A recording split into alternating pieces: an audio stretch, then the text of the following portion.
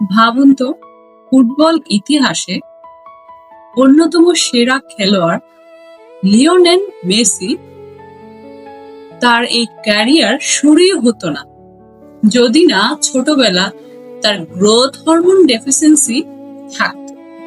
কি বিশ্বাস হচ্ছে না? চলুন জানি।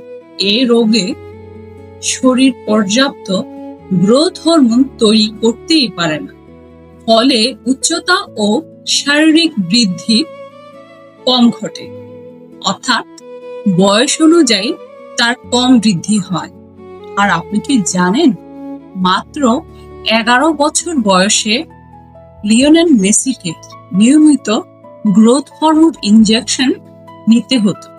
চিকিৎসা ছিল খুবই ব্যয়বহুল।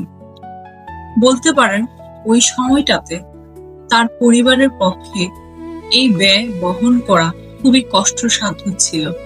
পরে এফসিবি অর্থাৎ ফুটবল ক্লাব